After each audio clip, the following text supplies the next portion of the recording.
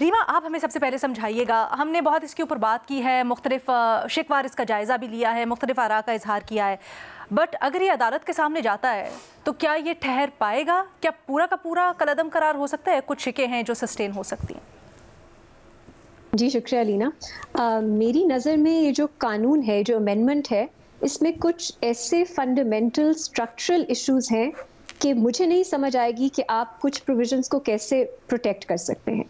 मेरा सबसे बड़ा कंसर्न इस अमेंडमेंट के बारे में ये है कि आपने एक अथॉरिटी बनाई है, आपने एक ट्राइब्यूनल बनाया है, एक सेल बनाया है और एक इन्वेस्टिगेटिंग एजेंसी बनाई है, और इन सब की पावर्स बहुत वसी हैं, बहुत ब्रॉड हैं, लेकिन उतनी ही वेग हैं। सो ये बहुत पावरफुल बॉडीज हैं, लेकिन उनकी पावर्स इतनी वेग हैं कि बहुत इजीली अब्यूज हो सकती हैं। और इनकी अपॉइंटमेंट्स जो है वो फेडरल गवर्नमेंट जो है ज़्यादातर अपॉइंटमेंट्स वो करेगी, तो इनमें इंस्टीट्यूशनल इंडिपेंडेंस भी नहीं है। इसके अलावा कोई ओवरसाइट भी नहीं है इन सब की फंक्शनिंग में, जुडिशरी या किसी और इंडिपेंडेंट फोरम की, जो देख सके ये किस तरह काम कर रही है। तो इसके होते हुए मैं और डिटेल्स में नहीं जा रही, बहुत से और मसाइल हैं। मैं एटलीस्ट नहीं देख रही कि कैसे आप इसको एज अ होल प्रोटेक्ट कर सकते हैं, क्योंकि इसके पीछे जो सोच है वही प्रॉब्लमैटिक है। और मैं एक और थोड़ी जनरल ब्रॉड बात करना चाहती हूँ कि आपने भी एक्सप्लेन ये किया कि ये कैसे इतने हश तरीके से एक रश में पास हुआ कानून। मुझे इसके पीछे एक मेथड नज़र आता है। ये जो सिस्टम है इस वक्त हमारा, ये बहुत पावरफुल है, ताकतवर है, लेकिन मेरी नज़र में ये उतना ही इनसिक्योर है, क्योंकि ये लेजिटिमेसी क्राइसिस का शिकार है।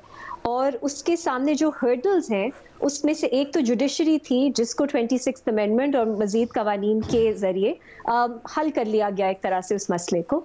दूसरा सोशल मीडिया था, तो ये तो मेरा ख्याल इनेविटेबल था कि कुछ किया जाएगा। कानून के खिलाफ बहुत सी चीज़ें हो रही थी, बैन्स बहुत से हो रहे थे, फायर वॉल्स की बात हो रही थी।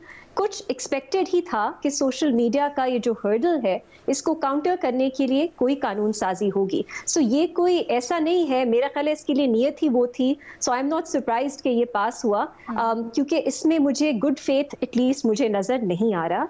ये इस सिस्टम को बचाने के लिए एक इनसिक्योर रिजीम का एक तरीकाकार है जो उन्होंने किया है। और मैं दूसरी बात, मेरा ख्याल है अब आप लोग देख लें, मीडिया पे भी कानूनी तौर पे नहीं तो जो बाकी प्रेशर्स और मजीद सेंसरशिप के तरीके होते हैं, मैं वो भी देख रही हूँ, क्योंकि मीडिया भी, चाहे लोग जितनी भी तनकीद करें, वो भी इस वक्त एक हर्डल है इस रिजीम की जो लेजिटिमेसी वो बनाना चाह रहे हैं उसमें।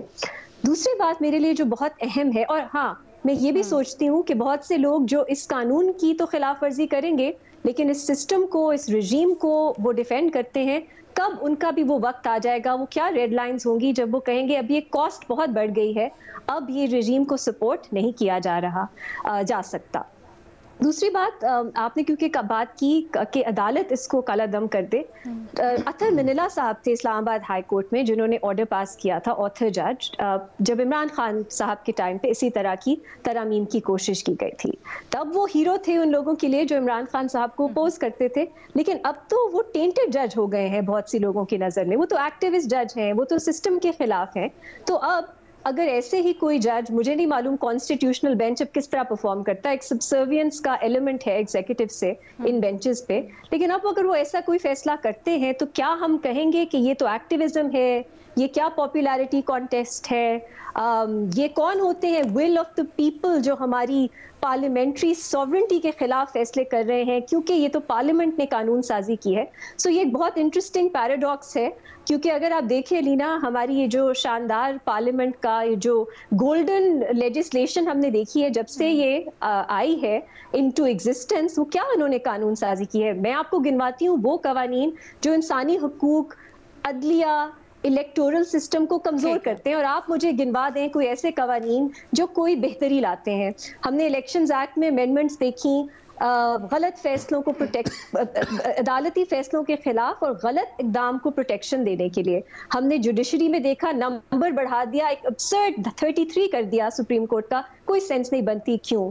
हमने देखा 26th अमेंडमेंट, हमने प्रैक्टिस एंड प्रोसीजर कानून देखा, फिर फंडामेंटल राइट से रिलेटेड आप देख लें, हमने इस्लामाबाद में पीसफुल असेंबली के खिलाफ कानून देखा, फिर हमने आर्मी चीफ की मुद्दत को बढ़ाने का कानून देखा, अब हमने ये कानून भी देख लिया। तो ये है ये है एक बहुत ही हमारी शानदार मिसाल कि विल ऑफ द पीपल किस तरह इस पार्लियामेंट के जरिए हमें नजर आ रही है। इसलिए मेरी राय में हमें थोड़ा सा मुहतात होना चाहिए, चेक्स एंड बैलेंसेस जरूरी हैं, उसको इतना पर्सनली नहीं ले लेना चाहिए कि आपकी पार्लियामेंट्री सॉवरेंटी, जजेस कौन होते हैं कि पार्लियामेंट के किसी फैसले के खिलाफ वो कोई बात करें।